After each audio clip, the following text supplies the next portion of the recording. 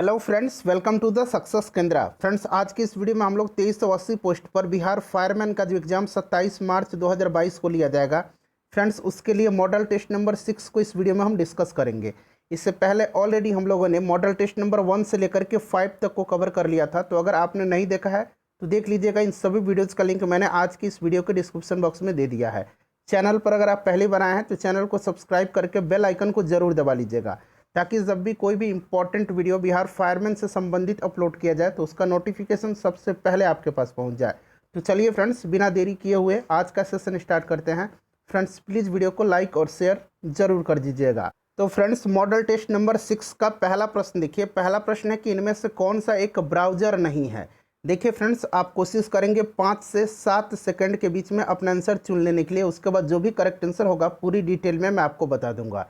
तो देखिए फ्रेंड्स, इसमें से जो आउटलुक है यह एक ब्राउज़र नहीं है। आउटलुक माइक्रोसॉफ्ट द्वारा प्रदत्त मुफ्त ईमेल एवं कैलेंडर सेवा है, तो इसको ध्यान रखेंगे। दूसरा क्वेश्चन देखिएगा कि मधेसी समुदाय के लोग कहाँ के निवासी हैं। तो देखिए, नेपाल के तराई क्षेत्र में रहने वाले भारतीय मूल के लोगों को मधेसी समुदाय के रूप में संबोधित किया जाता है। तो right answer option number C हो जाएगा, नेपाल। उसके बाद तीसरा क्वेश्चन देखिएगा कि निम्नलिखित में से कौन सा एक महत्वपूर्ण शहर नील नदी के तट पर स्थित है। तो देखिए फ्रेंड्स, नील नदी जो है यह विक्टोरिया झील से निकलती है और भूमध्य सागर में जाकर के गिरती है। नील नदी के किनारे टोटल 11 देश बसे हुए हैं। ये देश कौन कौन से हैं, उंगली पर काउंट कीजिए। मिस्र है, इरिट्रिया है, बुरुंडी है, तंजानिया है, रवांडा है, कांगो लोकतांत्रिक गणराज्य है, कीनिया है, युगांडा है, सूडान है, इथोपिया है और दक्षिण सूडान है। देखिए, नील नदी के तट पर मिस्र का जो राजधानी काहिरा है वह सबसे बड़ा शहर है जो मिस्र नदी के किनारे स्थित है। उसके बाद मिस्र का ही एलेक्जेंड्रिया शहर, जिसको कि सिकंदरिया कहा जाता है, वो भी जो है नील नदी के तट पर स्थित है। Option number B right answer हो जाएगा। उसके बाद सूडान की जो राजधानी है खार्तूम, ये भी नील नदी के तट पर स्थित है। तो सभी पॉइंट्स को आप ध्यान रखेंगे। देखिए, बुडापेस्ट जो है, यहाँ पर आप देख सकते हैं बुडापेस्ट, यह डैन्यूब नदी के किनारे है। बगदाद जो है ये टिग्रिस नदी के किनारे है और लंदन जो है ये टेम्स नदी के किनारे है। Option number B right answer इसका हो जाएगा। पूरे डिटेल के साथ मैं आपको कवर करवाऊंगा। देखिए, एक प्रश्न के साथ साथ मैं प्रयास करूंगा कि 2-3 प्रश्न आपके कवर होते चलें। चौथा प्रश्न देखिएगा कि तरल पदार्थ के घनत्व को मापने के लिए किसका प्रयोग किया जाता है। तो देखिए, तरल पदार्थ का घनत्व जो है यह किससे मापा जाता है, तो हाइड्रोमीटर से। देखिए, आर्द्रता मापी यानी कि हाइग्रोमीटर, ठीक है, हाइग्रोमीटर, इससे क्या मापा जाता है, हाइग्रोमीटर से। तो हाइग्रोमीटर से वायुमंडल की आर्द्रता मापी जाती है। फैदोमीटर जो है इससे समुद्र की गहराई मापी जाती है और हिप्सोमीटर जो है, हिप्सोमीटर से समुद्र तल से ऊंचाई मापी जाती है। तो सबको आप साथ साथ ध्यान रखेंगे। उसके बाद देखिए, प्रयागराज यानी कि इलाहाबाद त्रिवेणी संगम किसका संगम माना जाता है। तो त्रिवेणी संगम गंगा, यमुना और सरस्वती नदियों का संगम माना जाता है। तो यह 3 नदियों का संगम है। ऑप्शन नंबर बी जो होगा इसका करेक्ट आंसर हो जाएगा। उसके बाद देखिएगा, नेक्स्ट क्वेश्चन है कि IRS-1A भारत का किस प्रकार का उपग्रह था। तो देखिए, IRS-1A देश का पहला परिचालनात्मक दूर संवेदी उपग्रह था। भारत में राष्ट्रीय प्राकृतिक संसाधन प्रबंधन प्रणाली की सहायता के लिए विकसित भारतीय दूर संवेदी उपग्रह प्रणाली यानी कि इंडियन रिमोट सेंसिंग सैटेलाइट श्रृंखला के तहत IRS-1A पहला उपग्रह था। तो राइट आंसर इसका ऑप्शन नंबर ए हो जाएगा, पहला परिचालनात्मक दूर संवेदी उपग्रह था। उसके बाद नेक्स्ट क्वेश्चन देखिएगा। फ्रेंड्स, प्लीज़ वीडियो को लाइक कर दीजिएगा। देखिए फ्रेंड्स, एक टेलीग्राम ग्रुप मैंने क्रिएट किया हुआ है और डेली शाम को 5 बजे वहाँ पर टेस्ट लगाया जाता है। चाहे आप किसी भी एग्ज़ाम की तैयारी कर रहे हैं, आप 5 बजे जुड़िए, बिल्कुल फ्री में आपको टेस्ट दिया जाता है। सक्सेस केंद्रा क्विज नाम है, लिंक मैं डिस्क्रिप्शन में दे दूंगा टेलीग्राम ग्रुप का, वहाँ आप जुड़ जाइएगा। उसके बाद देखिएगा कि निम्नलिखित में से कौन सी ग्रीन हाउस गैस नहीं है। तो देखिए, ग्रीन हाउस गैस कौन कौन से हैं, तो कार्बन डाइऑक्साइड है, नाइट्रस ऑक्साइड है, मीथेन है, उसके बाद CFC है, ओजोन है, जलवाष्प है। इनमें से ऑक्सीजन नहीं है। Option number C right answer इसका हो जाएगा। उसके बाद देखिएगा कि सामान्य स्वास्थ्य के लिए रक्त में pH की सीमा कितनी होती है। तो pH मान होता है 7.35 से लेकर के 7.45। ऑप्शन नंबर सी जो होगा इसका राइट आंसर हो जाएगा। उसके बाद देखिए, ये क्वेश्चन बिहार मद्य निषेध कांस्टेबल की जो एग्जाम हुआ था उसमें पूछा गया था कि भारत की जनगणना 2011 के अनुसार साक्षरता दर का अनुमान कुल आबादी का लगभग कितना लगाया गया था। तो फ्रेंड्स, ये कितना लगाया गया था, राइट आंसर इसका हो जाएगा 74%। उसके बाद देखिएगा कि अल्ट्रासोनिक तरंग की आवृत्ति कितनी होती है। तो देखिए फ्रेंड्स, अल्ट्रासोनिक जिसको कि अवश्रव्य तरंग कहा जाता है, देखिए इसकी आवृत्ति जो होती है वह 20 किलोहर्ट्ज से ऊपर होती है, इसी को अल्ट्रासोनिक कहा जाता है। ठीक है, 20 किलोहर्ट्ज से ऊपर, तो राइट आंसर हो जाएगा 20 किलोहर्ट्ज से ज़्यादा। उसके बाद देखिए जो हमारी कान है, मनुष्य का कान, वो 20 हर्ट्ज से लेकर के 20,000 हर्ट्ज या फिर कह लीजिए 20 किलो हर्ट्ज से लेकर के 20 हर्ट्ज से लेकर के 20 किलो हर्ट्ज तक की जो तरंग है, आवृत्ति की तरंग है, उनको सुन सकने में सक्षम होती है। 20 हर्ट्ज से जो कम की होती है उसको क्या कहा जाता है, उसको कहा जाता है इंफ्रासोनिक, यानी कि अपश्रव्य तरंग। तो सबको आप ध्यान रखेंगे। उसके बाद देखिएगा कि सूरज की रोशनी को विद्युत ऊर्जा में परिवर्तित करने के लिए सौर ऊर्जा, खाली स्थान दिया गया है, का उपयोग करती है। तो ये उपयोग करती है फोटोवोल्टिक सेल का। तो देखिए ऑप्शन नंबर ए में फोटोवोल्टिक सेल दिया गया है। उसके बाद नेक्स्ट क्वेश्चन देखिएगा कि मुगल शासकों के बीच प्रचलित भाषा कौन सी थी। तो फ्रेंड्स ये भाषा कौन सी थी, तो ये भाषा थी पर्शियन, यानी कि फारसी भाषा थी। राजकाज का संचालन भी फारसी भाषा में ही होता था। तो option number D right answer इसका हो जाएगा। वीडियो के लास्ट में ईमानदारी पूर्वक आप सभी लोग अपना अपना कमेंट स्कोर जो है कमेंट करके जरूर बताइएगा। ठीक है फ्रेंड्स, देखिए नेक्स्ट क्वेश्चन है कि एक तत्व की परमाणु संख्या किसके बराबर होती है। परमाणु संख्या जो होती है यह उसके परमाणु नाभिक में उपस्थित प्रोटॉनों की कुल संख्या को इंगित करती है। तो राइट आंसर इसका क्या हो जाएगा, राइट आंसर इसका हो जाएगा प्रोटॉन की संख्या। और द्रव्यमान संख्या जिसको कि मास नंबर कहा जाता है, वो क्या होता है, प्रोटॉन की संख्या प्लस न्यूट्रॉन की संख्या जो होता है उसको द्रव्यमान संख्या यानी कि मास नंबर कहा जाता है। तो ये भी आप साथ साथ ध्यान रखेंगे। उसके बाद देखिए पिच ब्लेंड किससे संबंधित है। तो देखिए पिच ब्लेंड जो है यह यूरेनियम का अयस्क है। तो राइट आंसर हो जाएगा uranium, option number B. Next question देखिएगा कि निम्नलिखित में से कौन सी घाटी कोयला भंडार की बड़ी मात्रा के लिए जानी जाती है। तो देखिए दामोदर घाटी कोयला भंडार की दृष्टि से सर्वाधिक समृद्ध क्षेत्र है। तो ये हो जाएगा आपका दामोदर घाटी। उसके बाद देखिएगा कि पीडीएफ का पूरा नाम क्या है। तो portable document format. Right answer इसका क्या हो जाएगा, portable document format, option number C जो है राइट आंसर इसका हो जाएगा। उसके बाद नेक्स्ट क्वेश्चन देखिएगा, नेक्स्ट क्वेश्चन पूछा गया आपसे कि एपिडेमियोलॉजी क्या है। तो देखिए फ्रेंड्स, एपिडेमियोलॉजी जो है चिकित्सा विज्ञान की वह शाखा है जिसके अंतर्गत बड़ी आबादी में किसी रोग की घटना, उसका प्रसार और उसका निदान का अध्ययन किया जाता है। तो इसका राइट आंसर जो हो जाएगा वो क्या हो जाएगा, तो बड़ी आबादी में रोग की घटना एवं उसके प्रसार और निदान का अध्ययन। तो ऑप्शन नंबर ए जो होगा इसका राइट आंसर हो जाएगा। सभी ऑप्शन आप देख लीजिए, ऑप्शन नंबर ए जो होगा बिल्कुल इसका करेक्ट आंसर हो जाएगा। उसके बाद देखिएगा कि सेरीकल्चर किससे संबंधित है। सेरीकल्चर विज्ञान की वह शाखा है जिसके अंतर्गत रेशम के कीड़े के पालन और उनसे रेशम के उत्पादों का अध्ययन किया जाता है। तो राइट आंसर इसका क्या हो जाएगा, ऑप्शन नंबर सी हो जाएगा। मधुमक्खी पालन का अध्ययन जो है ये क्या कहलाता है, तो ये एपी कल्चर कहलाता है, एपी कल्चर। ठीक है, मत्स्य पालन का अध्ययन क्या कहलाता है, तो इसको पीसी कल्चर कहा जाता है, पीसी कल्चर। इसको भी आप साथ साथ ध्यान रखेंगे। ठीक है फ्रेंड्स, जितने भी मैं पॉइंट्स बता रहा हूँ सबको ध्यान रखेंगे।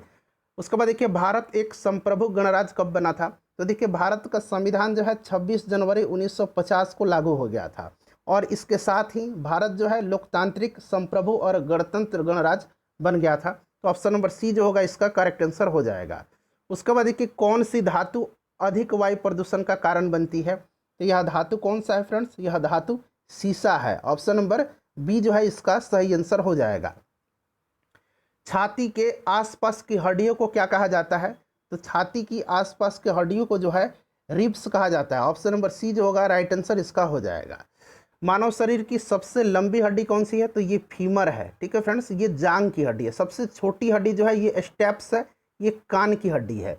नेक्स्ट क्वेश्चन देखिएगा कि यदि वोल्ट मीटर वोल्टेज से संबंधित है तो एमीटर जो होगा वो किससे संबंधित हो जाएगा, तो ये करंट। ऑप्शन नंबर बी जो होगा राइट आंसर हो जाएगा धारा। ठीक है, अंग्रेजी में इसको धारा कहते हैं। उसके बाद देखिएगा कि चंद्रयान-1 चंद्रमा पर खोजबीन के लिए जाने वाला भारत का पहला यान को कब लॉन्च किया गया था। चंद्रयान को लॉन्च कब किया गया था। तो देखिए चंद्रयान को लॉन्च जो है यह श्रीहरिकोटा स्थित सतीश धवन अंतरिक्ष केंद्र से 22 अक्टूबर 2008 को PSLV C11 से किया गया था। ठीक है फ्रेंड्स, तो ये आपका क्या हो जाएगा, 22 अक्टूबर 2008 यानी कि 2008 को। चंद्रयान 2 का प्रक्षेपण कब किया गया था, तो 22 जुलाई 2019 को, 22 जुलाई 2019 को चंद्रयान 2 का प्रक्षेपण किया गया था। अच्छा, वर्तमान में इसरो के चेयरमैन कौन हैं? तो एस सोमनाथ हैं, एस सोमनाथ हैं इसरो के चेयरमैन। उसके बाद देखिए टीपू सुल्तान मस्जिद जो है ये कहाँ पर स्थित है? तो टीपू सुल्तान मस्जिद जो है यह कोलकाता में है। कहाँ पर है फ्रेंड्स? तो कोलकाता राइट आंसर इसका हो जाएगा। इसका निर्माण जो है टीपू सुल्तान के सबसे छोटे पुत्र शहजाद गुलाम मोहम्मद द्वारा करवाया गया था। उसके बाद देखिएगा कि गीत अमार सोनार बांग्ला के रचयिता कौन है? तो ये रविंद्रनाथ टैगोर हैं। Option number A right answer इसका हो जाएगा। उसके बाद देखिएगा कि भारत में राष्ट्रीय खेल दिवस कब मनाया जाता है? भारत में राष्ट्रीय खेल दिवस जो है प्रत्येक वर्ष 29 अगस्त को मनाया जाता है। हॉकी के जादूगर ध्यानचंद का यह जन्म दिवस है 29 अगस्त, तो 29 अगस्त के दिन मनाया जाता है। नेक्स्ट क्वेश्चन देख लीजिएगा कि भारत के संविधान में कौन सा अनुच्छेद हिंदी को संघ की राजभाषा का दर्जा प्रदान करता है? तो भारत के संविधान का जो भाग 17 है, भाग 17 में राजभाषा संबंधी प्रावधान उल्लिखित है और इसके अंतर्गत अनुच्छेद 343(1) में स्पष्ट कहा गया है कि संघ की राजभाषा हिंदी और लिपि देवनागरी होगी। 343(1) में, ठीक है। तो यहाँ पर देखिए 343 दिया गया है। उसके बाद देखिए बायोडाइवर्सिटी किसे संदर्भित करती है? बायोडाइवर्सिटी जो है यह किसे संदर्भित करती है? तो बायोडाइवर्सिटी का मतलब होता है कि पृथ्वी पर जीवन की विविधता, तो पृथ्वी पर जीवन की विविधता, ठीक है फ्रेंड्स। उसके बाद देखिएगा वर्ल्ड बायोडाइवर्सिटी डे यानी कि विश्व जैव विविधता दिवस कब मनाया जाता है? तो 22 मई के दिन मनाया जाता है, ठीक है। पृथ्वी दिवस 22 अप्रैल के दिन मनाया जाता है। 22 मार्च के दिन जल दिवस मनाया जाता है। नेक्स्ट क्वेश्चन देखिएगा कि हुलुक गिबन नामक जानवर कहाँ पाया जाता है? तो देखिए यह जो हुलुक गिबन नामक जानवर है यह पाया जाता है पूर्वोत्तर भारत में, तो अरुणाचल प्रदेश से यहाँ दिया गया। Option number D right answer इसका हो जाएगा। उसके बाद नेक्स्ट क्वेश्चन देखिएगा कि इंदिरा गांधी की जीवनी के लेखक का नाम क्या है? तो सही आंसर हो जाएगा इसका Pupul Jayakar. Option number C सही आंसर इसका हो जाएगा। फ्रेंड्स प्लीज़ वीडियो को लाइक कर दीजिएगा और इससे ज़्यादा से ज़्यादा शेयर कीजिएगा। किसी भी टेलीग्राम ग्रुप में है, व्हाट्सएप ग्रुप में है, फेसबुक पर अपने टाइमलाइन पर इसको शेयर कर सकते हैं। निम्नलिखित में से कौन सा एक क्षारीय है यानी कि अल्कलाइन नहीं है? तो इसमें से जो है सल्फर जो है सल्फर अम्लीय होता है और इसका उपयोग कीटाणुनाशक के रूप में रबड़ के वल्कनीकरण यानी कि रबड़ के वल्केनाइजेशन में, बारूद बनाने में, उसके बाद मेडिसिन के रूप में किया जाता है, औषधि बनाने में। तो ऑप्शन नंबर इसका जो है राइट आंसर क्या हो जाएगा? सल्फर। उसके बाद देखिए नासा का मुख्यालय पूछा गया है कि कहाँ है। नासा का फुल फॉर्म क्या होता है? National aeronautics and space administration. NASA का मुख्यालय वाशिंगटन में है, ठीक है फ्रेंड्स। और यह संयुक्त राज्य अमेरिका की सरकार की शाखा है जो देश के सार्वजनिक अंतरिक्ष कार्यक्रमों और एरोनॉटिक्स और स्पेस संशोधन के लिए जिम्मेदार है। जैसे भारत का इसरो है उसी प्रकार से अमेरिका का नासा है। तो ये आपका क्या हो जाएगा? वाशिंगटन हो जाएगा। और नासा की स्थापना पूछा जा सकता है तो याद रखेंगे 29 जुलाई 1958 को इसकी स्थापना हुई थी। उसके बाद देखिएगा एक वयस्क मानव का पूरा पाचन तंत्र यानी कि मुंह से लेकर के गुदा तक कितना मीटर लंबा होता है? तो देखिए राइट आंसर इसका हो जाएगा 9 मीटर लंबा होता है, जिसमें छोटी आंत 6 से 7 मीटर लंबा होता है। तो ये 9 मीटर इसका करेक्ट आंसर हो जाएगा 33 का, ठीक है फ्रेंड्स। चलिए आगे बढ़ते हैं। नेक्स्ट क्वेश्चन देख लीजिएगा। हाँ, अगला क्वेश्चन है 34 नंबर। देखिए 34 नंबर क्वेश्चन है फ्रेंड्स कि द्वितीय विश्व युद्ध में दुश्मन की पनडुब्बियों को ट्रैक करने के लिए विकसित प्रौद्योगिकी कौन सी थी? अच्छा, द्वितीय विश्व युद्ध जो था ये कब से लेकर के कब तक चला था, जरा आप कमेंट करके मुझे बताइए। तो देखिए राइट आंसर इसका सोनार हो जाएगा, ठीक है। सोनार इंपॉर्टेंट है। सोनार जो है यह अधिकांशतः नौ संचालन द्वारा प्रयोग में लाया जाता है। उसके बाद देखिए मानव श्वसन में क्या छोड़ा जाता है? तो कार्बन डाइऑक्साइड छोड़ा जाता है। उसके बाद देखिएगा कि कौन सी नदी अरब सागर में नहीं मिलती है? तो देखिए इसमें से नर्मदा, ताप्ती और पेरियार ये अरब सागर में मिलती है। महानदी जो है यह बंगाल की खाड़ी में जाकर के गिरती है, ठीक है फ्रेंड्स, ध्यान रखेंगे। और इसी महानदी पर हीराकुंड बांध है जो कि उड़ीसा में है। खजुराहो के स्मारक कहाँ पाए जाते हैं? खजुराहो के स्मारक जो हैं यह एक हिंदू और जैन धर्म के स्मारक का एक समूह है जिसके स्मारक भारतीय राज्य मध्य प्रदेश के छतरपुर जिला में स्थित है। तो ये मध्य प्रदेश हो जाएगा। स्वराज पार्टी के संस्थापक कौन थे? स्वराज पार्टी की स्थापना जो है किसने किया था?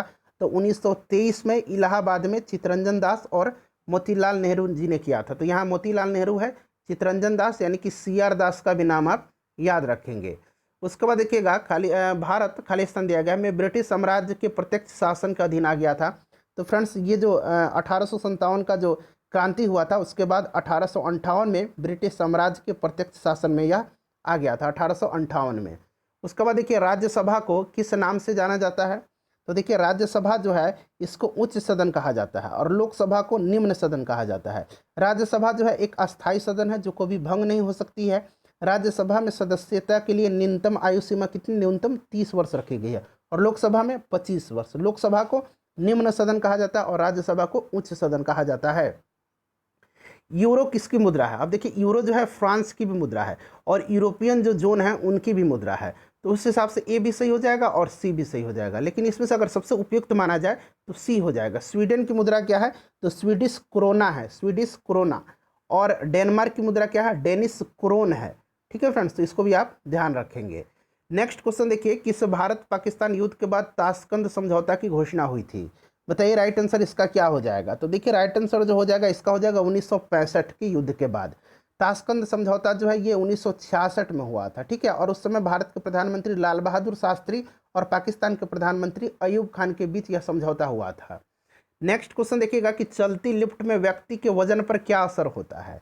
चलती लिफ्ट में व्यक्ति की वास्तविक भार जो है वह स्थिर रहती है, जबकि आभासी भार ऊपर जाते समय बढ़ता है और नीचे आते समय घटता है। तो राइट आंसर इसका क्या हो जाएगा, इसका करेक्ट आंसर हो जाएगा भार नहीं बदलेगा। ऑप्शन नंबर सी जो है इसका राइट आंसर इसका हो जाएगा।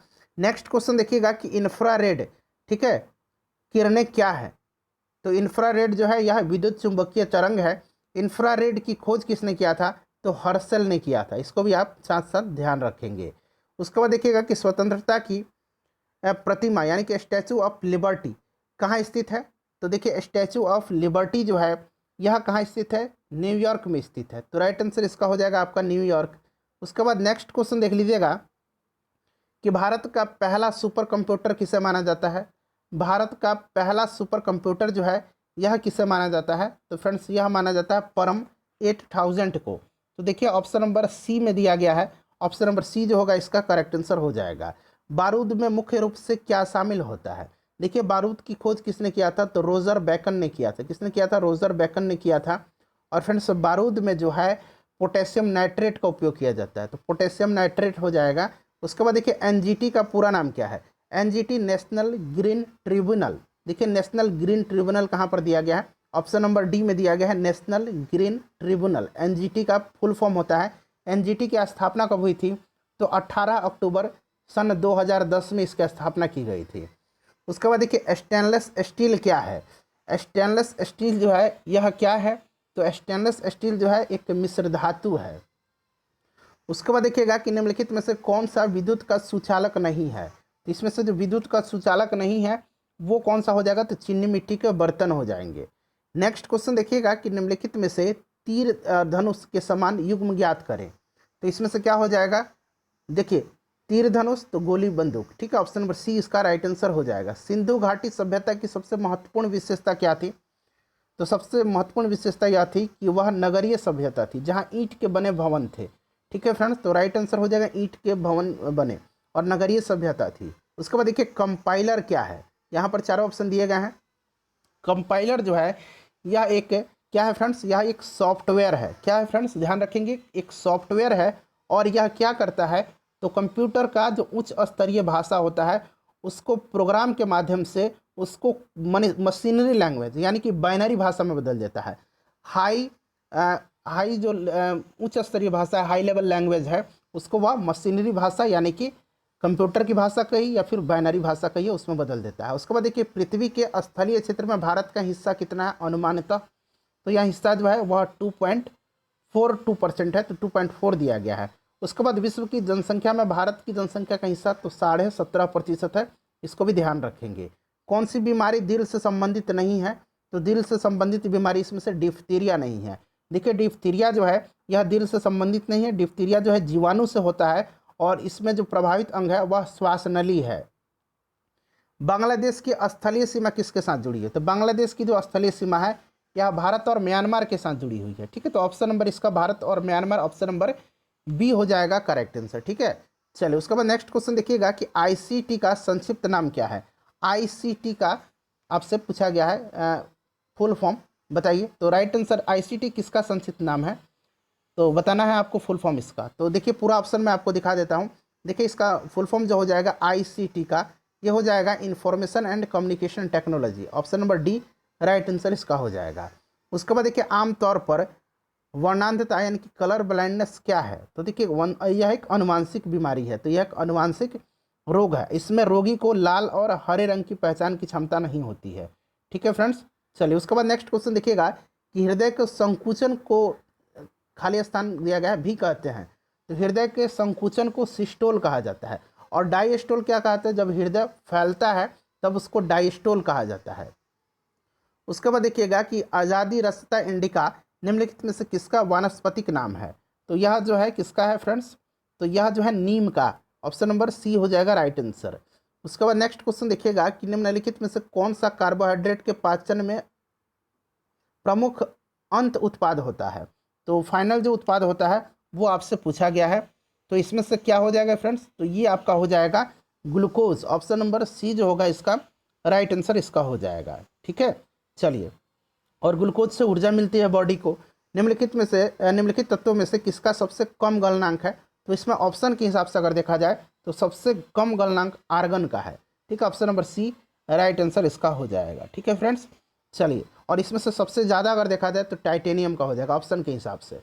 नेक्स्ट क्वेश्चन देखिए, सल्फर का साधारण नाम क्या है? सल्फर का साधारण नाम जो है ये ब्रिमस्टोन है। ब्रिमस्टोन ऑप्शन नंबर डी इसका राइट आंसर इसका हो जाएगा। कंप्यूटर विज्ञान में HTML का विस्तारित रूप, HTML का, तो HTML का आपको पता है hyper text markup language, hyper text markup language. तो ऑप्शन नंबर ए में दिया गया है। उसके बाद देखिए कौन सी किरणें त्वचा को क्षति पहुंचाती है? तो यह किरण कौन सी है? UV किरण है, यानी कि ultraviolet rays. Option number B right answer हो जाएगा। ग्रेट हिमालयन नेशनल पार्क किस राज्य में है? तो फ्रेंड्स यह है हिमाचल प्रदेश में। उसके बाद देखिएगा कि बुध सूर्य से कितने नंबर का ग्रह है?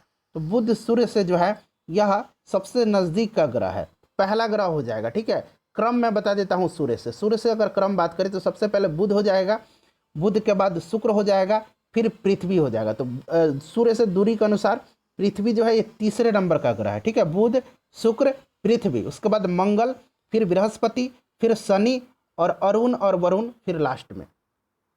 उसके बाद देखिएगा कि भारत के प्रसिद्ध मंगल ग्रह अभियान को खाली स्थान दिया गया के नाम से बुलाया जाता है। तो इसको क्या बुलाया जाता है? Mars arbitrary mission, MOM। ठीक है, मार्स ऑर्बिटरी मिशन MOM कहाँ पर दिया गया है? MOM यहाँ पर दिया गया है। नेक्स्ट क्वेश्चन देखिएगा कि एक प्रक्षेप गति में क्षैतिज के साथ एक बड़ा कोण खाली स्थान दिया गया है पैदा करता है। तो इसका राइट आंसर क्या हो जाएगा फ्रेंड्स? तो देखिए इसका जो करेक्ट आंसर हो जाएगा वो आपका हो जाएगा ऊंचा प्रक्षेप पथ। उसके बाद 70 नंबर क्वेश्चन देखिए कि भौतिक मात्रा विद्युत चालकता की इकाई क्या है? तो फ्रेंड्स इसकी इकाई क्या है? तो इसकी इकाई जो है ये सीमेंस है। उसके बाद देखिए मैथ का क्वेश्चन है 71 से लेकर के 80 तक में। मैं आंसर बता देता हूँ, आप शायद वीडियो को पॉज करके इसको सॉल्व कर सकते हैं। उसके बाद फ्रेंड्स देखिए PDF के रूप में तो मैं आपको टेलीग्राम पर उपलब्ध करवा ही दूंगा, तो टेलीग्राम से जुड़ जाइएगा। सक्सेस केंद्र हमारा टेलीग्राम चैनल का नाम है। ठीक है, वहाँ 22,000 प्लस सब्सक्राइबर हैं, वहाँ जुड़ना है आपको। ऑप्शन नंबर इसका डी जो है राइट आंसर हो जाएगा। उसके बाद प्रश्न पढ़ लीजिए, फिर मैं आपको ऑप्शन दिखा देता हूँ। तो देखिए इसका जो करेक्ट आंसर हो जाएगा वो आपका हो जाएगा 40 किलोमीटर प्रति घंटा। 73 का जो करेक्ट आंसर हो जाएगा वो हो जाएगा 31। 74 का जो सही आंसर हो जाएगा 74 का हो जाएगा आपका ऑप्शन नंबर डी 10 दिन। फ्रेंड्स प्लीज़ वीडियो को लाइक कर दीजिएगा, शेयर कर दीजिएगा और अपना स्कोर बताना मत भूलिएगा। स्कोर जरूर आप बता के जाइएगा। ठीक है, देखिए 76 का जो करेक्ट आंसर हो जाएगा वो कितना हो जाएगा? तो 76 का जो करेक्ट आंसर हो जाएगा वो आपका ऑप्शन नंबर बी हो जाएगा, यहाँ 12√3 सेंटीमीटर। 77 का जो राइट आंसर हो जाएगा वो आपका हो जाएगा ऑप्शन नंबर सी 1320 वर्ग सेंटीमीटर। 78 का जो करेक्ट आंसर हो जाएगा वो आपका हो जाएगा 12। और 79 का देख लीजिएगा, 79 का जो करेक्ट आंसर हो जाएगा वो हो जाएगा आपका ऑप्शन नंबर डी 77/2। और 80 का करेक्ट आंसर जो है ये आपका हो जाएगा ऑप्शन नंबर बी 1250। ठीक है, अब देखिए 81 से लेकर के 90 तक में इंग्लिश के क्वेश्चन है और 90 से 100 तक में हिंदी के क्वेश्चन है। पूरे 100 क्वेश्चन है। जिस प्रकार से आपके एग्जाम का पैटर्न है, देखिए करेक्टली स्पेल्ड इसमें से पूछा गया है कि कौन सा सही इसमें से लिखा हुआ है। तो देखिए अमेंडमेंट किस तरह से लिखा जाएगा ये आपसे पूछा गया है। तो AMENDMENT AMEND, ये वाला जो अमेंडमेंट है ये सही लिखा गया है। उसके बाद देखिएगा इग्नोरेंस का एंटोनिम पूछा गया है, उल्टा पूछा गया। तो इग्नोरेंस का अर्थ होता है अज्ञानता, ठीक है, और नॉलेज का मतलब ज्ञान होता है। डोमिनेंट का पूछा गया है एंटोनिम, डोमिनेंट का उल्टा होता है, डोमिनेंट का मतलब होता है प्रधान, प्रमुख, ठीक है, और सबमिसिव जो होगा इसका उल्टा हो जाएगा, ठीक है फ्रेंड्स, सबमिसिव। उसके बाद नेक्स्ट क्वेश्चन देख लीजिएगा, पूछा गया है कि इसमें ग्रामेटिकली एरर कहाँ पर है। तो ये सेंटेंस आप पूरा पढ़िएगा। Most of the adults do not know how to deal with stress even thought they wants to teach their children about it. तो देखिए यहाँ पर जो एरर पूछा गया है वो क्या हो जाएगा, तो want to teach their childrens, want to teach, यहाँ देखिए यहाँ पर क्या होगा, यहाँ पर जो है फ्रेंड्स वांट्स का इस्तेमाल नहीं होगा, want to teach their childrens, अब यहाँ एस लग जाएगा। तो देखिए wants to teach their children, ये वाला पोर्शन जो है गलत हो जाएगा, want to teach their childrens, इस तरह से होना चाहिए था। उसके बाद देखिएगा कि इसमें से a person employed to drive a private or hired car, उसको क्या कहा जाता है, उसको चौफर कहा जाता है। उसके बाद देखिए फिल इन द ब्लैंक्स है, scientist estimate that there are about 5 trillion, खाली स्थान दिया गया है, of plastic in the ocean now. तो यहाँ पर क्या हो जाएगा बताइए, 5 ट्रिलियन पीसेज, ठीक है, तो पीसेज हो जाएगा ऑप्शन नंबर ए। उसके बाद देखिएगा इडियम है to break the ice, to break the ice का मतलब क्या होता है, चुप्पी तोड़ना, ठीक है, टू इलिमिनेट साइनेस, तो ऑप्शन नंबर डी हो जाएगा। उसके बाद देखिए उसी प्रकार से यहाँ बताना है कि कहाँ पर ग्रामेटिकली एरर है। It took Mister Sharma more than 6 months for research to find out a perfect remedy for the malady. तो यहाँ पर बताना है कि कहाँ पर आपका एरर इसमें दिया गया है। तो देखिए यहाँ पर जो एरर हो जाएगा वो आपका कहाँ पर हो जाएगा, तो देखिए मोर देन 6 months जो है ना, वहाँ हो जाएगा मोर देन 6 months, यहाँ मोर देन 6 months होना चाहिए, यहाँ पर एस लगना चाहिए मंथ्स में। तो ये वाला पोर्शन जो है ये एरर है यहाँ पर। उसके बाद देखिए ग्रम्बल का सिनोनिम बताना है। तो देखिए ग्रम्बल का मतलब क्या होता है, बड़बड़ाना, भुनभुनाना होता है, ठीक है, और मरमर मतलब हो जाएगा इसका, इसका भी भुनभुनाना। तो सिनोनिम मतलब समान अर्थी शब्द बताना था। उसके बाद देखिएगा इडियम फ्रेज है टू स्केल अप, इसका मतलब क्या होता है, टू स्केल अप का मतलब होता है बढ़ाना, ठीक है, बढ़ाना। To increase the size, amount और इम्पोर्टेंस ऑफ जो सब्जेक्ट है उसके बारे में कहा गया। तो राइट आंसर इसका क्या हो जाएगा, टू इंक्रीज हो जाएगा, बढ़ाना। उसके बाद देखिए यहाँ से हिंदी के क्वेश्चन दिए गए, पूछा गया कि कहाँ पर त्रुटि है, मिस्टर सामनाथ ने घूमकर माँ की कटोरी की ओर देखी। तो यहाँ पर आपको बताना है कि कहाँ पर यहाँ गलत दिया गया है। तो देखिए की ओर देखी, ये जो है ना की ओर देखी की जगह पर क्या होना चाहिए, तो देखिए वहाँ पर जो होना चाहिए था वो आपका देखा, मिस्टर सामनाथ ने घूमकर माँ की कटोरी की ओर देखा, यहाँ देखी नहीं होना चाहिए था, देखा। तो ये वाला पोर्शन है की ओर देखी वाला गलत है, की ओर देखा होगा। उसके बाद देखिए पर्यायवाची शब्द बताना है व्यथा का। तो व्यथा मतलब क्या होता है, इसका मतलब पीड़ा होता है, दुख दर्द होता है, कष्ट हो जाएगा इसका आपका पर्यायवाची शब्द। तो यहाँ पर देखिए पीड़ा हो जाएगा ऑप्शन नंबर बी में। उसके बाद देखिएगा जूतियाँ चाटना, मुहावरे का अर्थ बताना है। तो इसका मतलब क्या होगा, व्यर्थ उधर उधर भटकना हो जाएगा, ठीक है। तो राइट आंसर हो जाएगा व्यर्थ इधर उधर भटकना, नहीं कहते जूते चाटना, खुशामदी करना, व्यर्थ में जाना ऑफिस में और भटकते रहना किसी काम के लिए। उसके बाद देखिएगा कि कालिदास कवियों, खाली स्थान दिया गया, श्रेष्ठ हैं। तो कालिदास कवियों में श्रेष्ठ हैं, ठीक है। तो यहाँ पर क्या हो जाएगा, में प्रयोग हो जाएगा। उसके बाद देखिएगा तरुण का विलोम शब्द, तरुण का मतलब क्या होता है, तरुण का मतलब युवा होता है, जवान होता है, और इसका उल्टा बूढ़ा हो जाएगा, वृद्ध हो जाएगा।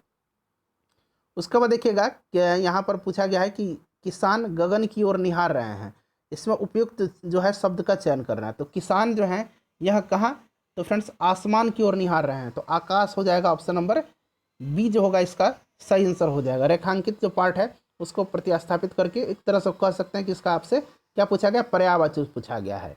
उसी प्रकार से देखिएगा इसमें पूछा गया है कि मैं इस कृपा के लिए उपकृत हूँ।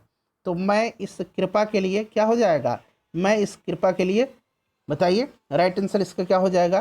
तो देखिए इसका करेक्ट आंसर हो जाएगा कृतज्ञ हूँ, ठीक है। उसके बाद देखिएगा तम का विलोम शब्द पूछा गया है। तो तम का मतलब क्या होता है, अंधकार होता है, और इसका विलोम जो है प्रकाश हो जाएगा। उसके बाद देखिए केशव का आपसे पर्यायवाची शब्द पूछा गया है। तो केशव मतलब ये भगवान कृष्ण, गोपाल, मुरलीधर, कन्हैया, ये सब हो जाएगा। तो यहाँ गोपाल दिया गया है। उसके बाद देखिए सही वर्तनी वाले शब्द का चयन करना। इसमें से जो है कौन सा सही लिखा गया है, इसमें से जो लिखा गया है दीर्घ श्वास जो है ये सही लिखा गया।